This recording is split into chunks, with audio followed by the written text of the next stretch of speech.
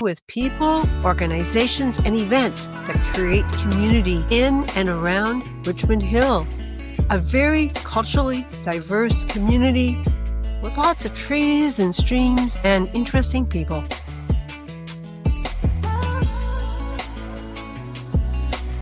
On this podcast, I have as my guest Leah Taylor Roy. I believe I first met Leah back in 2019 when she was seeking the federal Liberal Party candidacy, which she did get.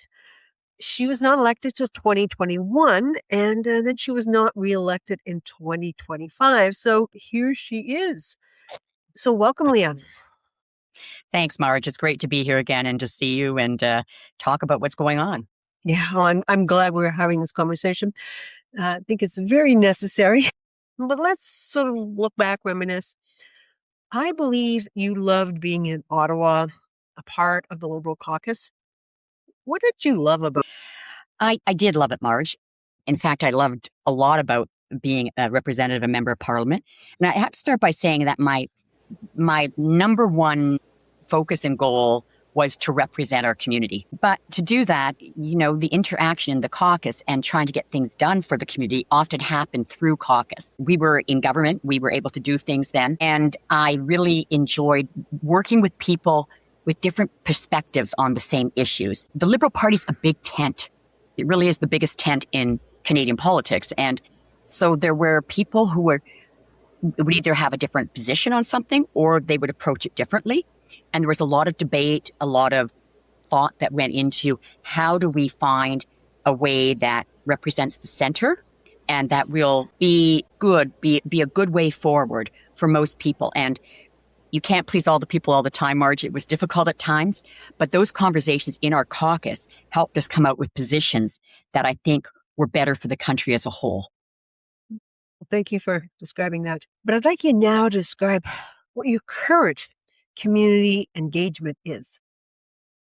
Well, it's been really great, Marge. I've enjoyed just being able to go to events as a former member of Parliament. Some events I have different roles. People ask me to speak still. Some I come just as a community member to observe. I've been involved in this past month, Black History Month, in a number of events, which has been great. Of course, it's Chinese New Year, the Year of the Horse, which is exciting, and I'll be attending a number of community events for that. And I've continued to meet one-on-one with people who have issues that they're concerned about and want help with. The environmental community is one, for example, but also young people who are working on perhaps launching new businesses or trying to figure out how to work with the government. And I'm really excited about this emphasis that Prime Minister Carney has on building Canada strong and trying to get investment in Canadian companies, investment in youth, and to move forward so that we are able to be an independent sovereign nation, to protect ourselves, and to grow our economy in a way that is good for many people. So I've had a lot of one-on-one meetings still. It's been really nice. I've also had some time to spend with my family. As you know, my parents are 90. It's been wonderful. And with my husband, and I've seen my children a little bit more. So it's been a nice balance, a nice rest. And I feel like I'm getting rested up for the next election. Okay, very good. But you are busy right now organizing an event you'll be hosting for Women Who Lead. And it's with Melanie Joly, March 6th. It's an International Women's Day event. Can you tell us about this event and tell us a little about Melanie Joly? Oh, absolutely. Melanie, the Honorable Melanie Joly, she's an incredible woman. She has held various different portfolios, as you know, defense, and now she's global affairs, and now she's in industry, Minister of Industry, which is very important right now. She is a strong member of the caucus. She's a strong woman leader and very supportive of trying to increase participation of women in the political system. And she's just a great person, a great friend. And so I'm really excited about having her here to share her experiences. We did something like this last year, Marge, with the Honorable Mary Ng at the time, which was a great event. We got great feedback on it. And so we thought, let's do something for International Women's Day this year. And so I was really pleased that we were able to find a time that the Honorable Melanie Joly was able to come and be here with us. So it's a real treat.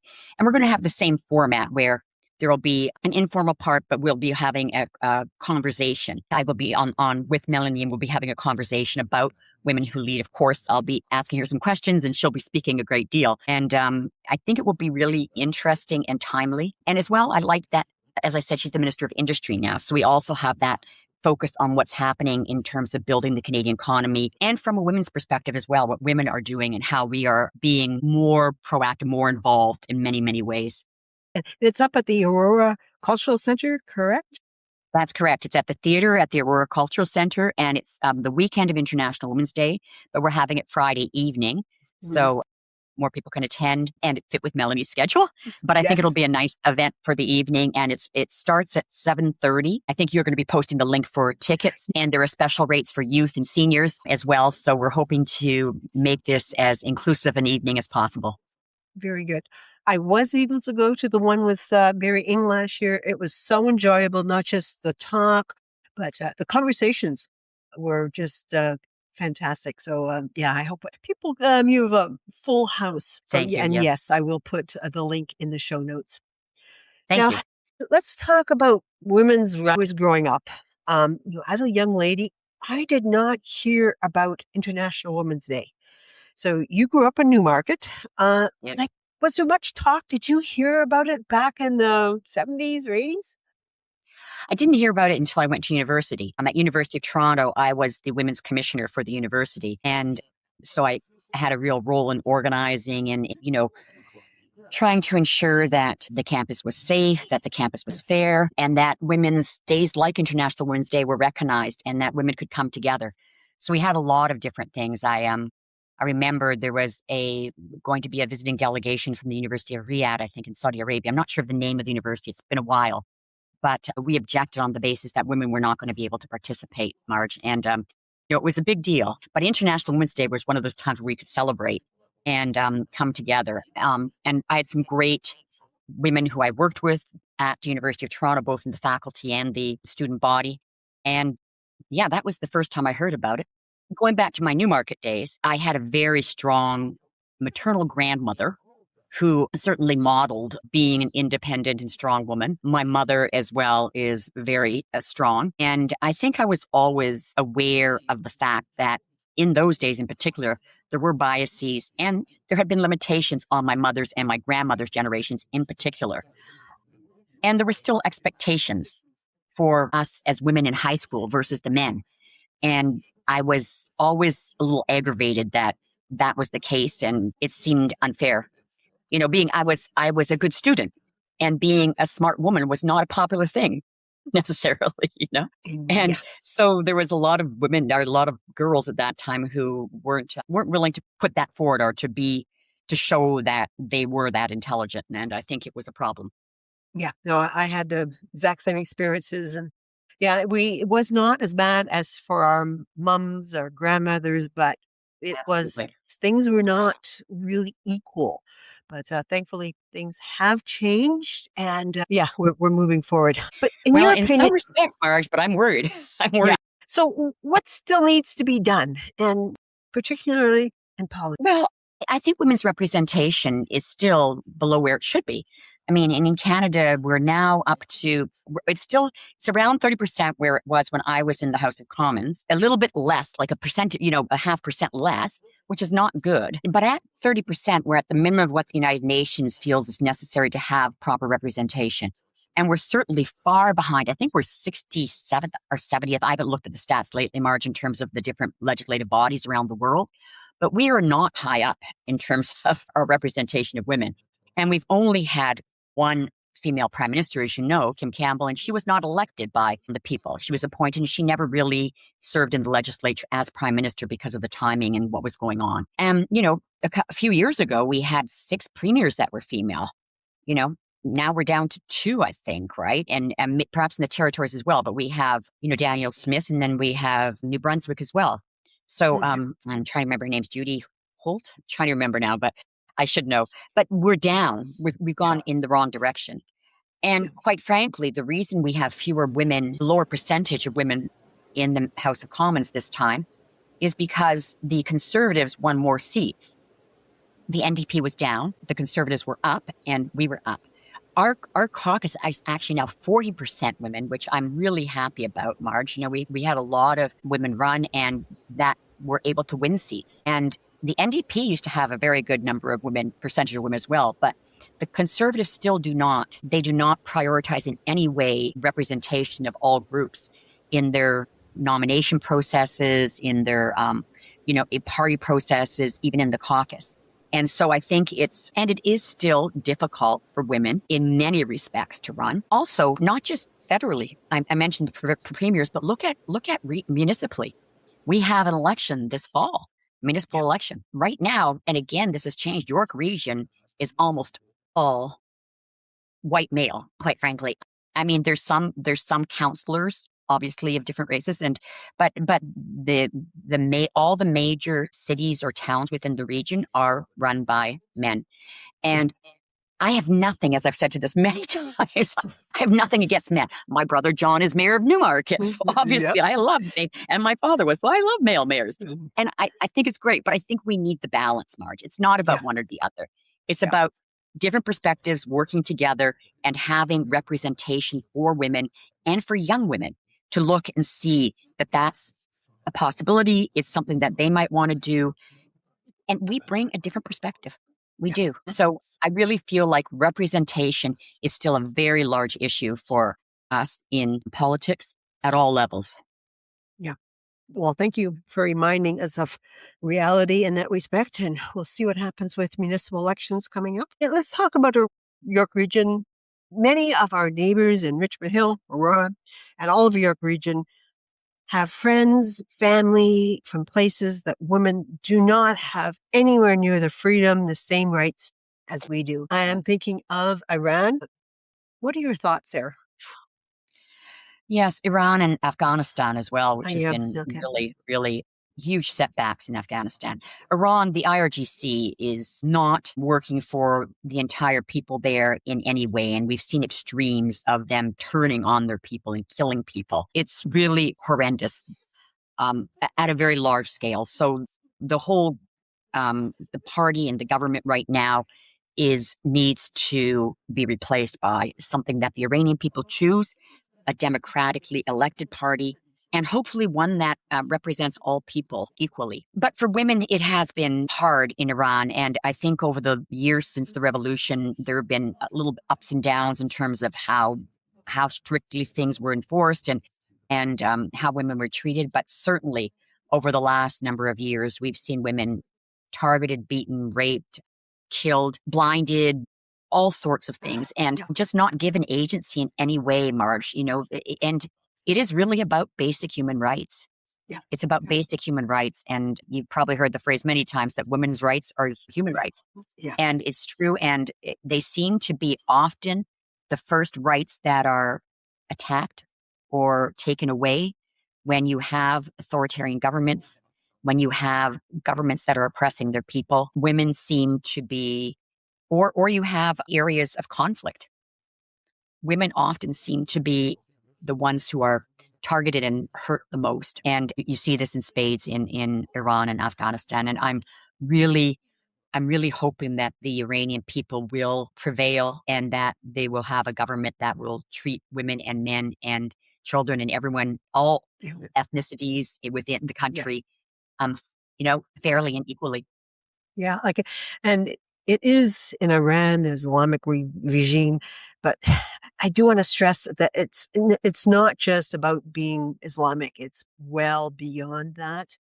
Yeah. And I think of also Malala Yousafzai, the young woman shot for child rights in Pakistan. So there are people who are rising up, but we certainly have more to do.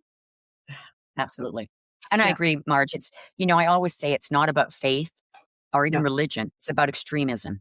Yes. It's about extremism and trying to force your point of view on the society as a whole on others. You see it, and we've seen it in history, and we've seen over time with many different faiths. So I think the problem is the authoritarianism and the extremism. Yeah, because you can take the Christian Bible can be read that women should be subservient to men, and it's Yeah. Right now there's this phenomena called trade wife. Can you talk about that? Yes, I find it a really interesting phenomenon at this time, Marge. I feel like it's part of the larger pushback. And like I said, when you have extreme movements, you get a pushback on women. It was interesting because in the House of Commons, when we were debating the Child Care Act, which is an amazing piece of legislation and really has changed the lives of many women and families. And I just want to underscore, for a lot of young families, having their child care costs cut in half and even less in some places has been really important in terms of the affordability crisis and people trying to deal with many stresses as young parents. So I'm really proud of our government for having done that. But I do recall in the debate at one point a male member of parliament from the opposition shouted out at me when I was speaking that, we don't want the government to raise our children. And I thought, what an interesting point of view on this. This isn't Yeah. about government raising our children. This is about individual child care centers and families making decisions on how to take care of their children given their circumstances. And it struck me, I believe this particular member had several children. And I thought, yeah, but you're here and your wife is at home. And if you don't believe in childcare, she's probably stressed out trying to deal with 5 kids and doesn't have the same options. Now, if that was her, if it was just, this is what she loves to do, it's what she was meant to do, it's her passion, I support it 100%, Marge. But like all people, women and men, people have different gifts. They have different wants. They have different things they enjoy. And so not every person, male or female, is going to want to be a full-time caregiver. So right away, you have that kind of channeling people into things and limiting their choices, limiting their agency. That's really disturbing to me because we've worked so hard and we've seen what's happened over the years since the Second World War with women, really progressing and having more agency, more choices, and seeing more women in leadership roles. So for us now to say, no, the best thing, the thing you need to aspire to young women is to be a trad wife, to me is really disturbing. And it's not to say I'm not opposed to people who choose to have a traditional role like that. But I don't think it should be put up as the ideal on social media, like this is what everyone's aspiring to, because there are so many things that come with it. There are ramifications of those choices. And when you're in a wonderful marriage where everything is going well and, you know, it's perfect, it's never perfect, but it's going well, it's one thing. But if you run into trouble and you are a woman that doesn't have access to bank accounts, that hasn't worked in the workforce and therefore hasn't built up her Canada pension plan, doesn't have outside support because you've been in the home the whole time, I think it can be very dangerous. And we see this with women who are in shelters or are subject to violence. It's not that it's that type of household structure. It's just that when women are in that structure and they're subjected to violence, it's much more difficult than when women are more independent and subjected to intimate partner violence or household violence. So I think it's like everything on social media. You see all the beautiful pictures and the nice things and the kind of back to the good old days, which is something that, Pierre Poilievre loves to do, Marge. Paint the pictures of the couples sitting on the porch swinging and the kids out playing and da-da-da and everything's perfect. And it's like, guys, there was never a golden age. And there certainly was not a golden age for women. Let's be clear. So Yeah. this whole movement is really disturbing. And I'm afraid that, a lot of young people who perhaps are having difficulties and the job market is hard and there's a lot of pressure and obviously the affordability crisis, that they're going to see this as an out somehow. And it's not. It's not. Yeah. Yeah. No, thank you for making us really think about things. And, it's good old days really had a lot to be desired. Now, after Mark Carney's speech at Davos, bringing forth the acknowledgement that there is a new world order, I'm thinking that this does not include women being subservient. So what are your thoughts? And will this be part of the discussion with Melanie Joly? I think we will. I mean, I think, yes, the context of what's happening in, international relations, if you will, in the trade relations and the way we've lived for the last 40 years or more with the United States. I think that's so impactful right now that it's affecting so many people in so many ways that it needs to be part of any conversation about where women are and how we lead. And I do think that although setting women back or the repression of women may not be on the spoken agenda. When you look at the leaders in especially some of these mega type movements, there tend to be a lot more kind of the strong father type males that are, or Superman wannabes that are pounding their chests and going to save the world, as well as their attitude towards women that we see through spoken words, their actions, their behaviors, their past, their associations. That's all bad news for women, quite frankly. That's damaging. And so I think we need to look at it and say, okay, what's happening here, and how do we, as women who care about society in general first, families and all of our population, how do we bring our voices forward to try and temper and solve problems in this environment? Because I do believe, Marge, that women's voices are needed, that more collaboration is needed, that at this point we need to look at models where we're working together. And in general, again, there's exceptions, but women are generally very good at collaborative decision making and moving forward. And I really think that, again, that's another reason why more women are needed in elected office right now. Yeah. Well, I think there'll be a great discussion with Melanie. So that's Mm. March 6th. Get your tickets. Leah, is there anything else that you'd like to add? Marge, I want to thank you for doing the podcast and for the work you're doing in the community. I think the challenge right now we face is, again, misinformation and disinformation. And putting out things like this and having a chance to really talk about what's happening is important.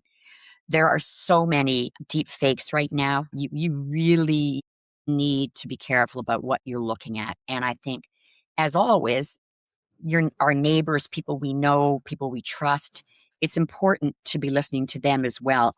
And all different perspectives. Yeah. I'm not promoting simply a progressive perspective. There's a lot of different perspectives that are valuable, but we need to have the facts and honest opinions and people who care about our futures. There's many ways to do that, Marge, but a lot of what's happening right now is happening for either profit or power. Yeah. And that is the fear mongering, the putting out of sensationalized messages and distorted perspectives on things to try and get clicks, to try and get votes, to try and do whatever it is. But it's dishonest, it's disinformation, and it is hurting us so much, Marge, our society right now. And I can't say enough that I think I hope everyone will recognize the dangers of this and be part of making a change, whether it's, getting off channels that are really horrendous. I have a few I could name, or just doing more work when you're looking at things, or just going out to community meetings and talking to people and actually doing research. Like, I know we don't all have time, but it seems people have time to scroll through Instagram all the time. I just don't know. So, I mean, maybe call me old fashioned, but I think we need a return to a common set of facts, and we can have our opinions on those facts and we can have opinions on our way forward. But at least let's try and share the same knowledge, the same news sources, the same whatever it is, so that we can have these discussions in a civil manner. Yeah. So thank you for what you're doing. Really encourage everyone to come out to events like the Melanie Joly event on March 6th. It's a celebration, it's a conversation, and it's a social event where we can talk to people who may not agree with us as well. Yeah. So thanks again. Well, no, thank you for that. And I just like to say that I've put out for my word for 2026 is discernment. And I think that's really what we need to be doing, is really critically, but not negatively, sort of analyzing what we are being presented with. So yeah, we have some work to do. Absolutely. Now, I do end my podcasts asking the same question of all guests, and it's a new one this year. Okay. I'm asking you, if you had a magic wand and could make one thing better in the world, what would that one thing be? Peace. It would be peace. I'd want more peace. Nice answer. Well, thank you, Leah, for taking the Thank you, time to Marge. do this podcast, and we will stay in touch, and good luck with your event. Thanks. And I hope to see you in person soon in You Richmond will. Hill. Yeah. Thank Okay. you. Take care. Bye-bye. Bye-bye.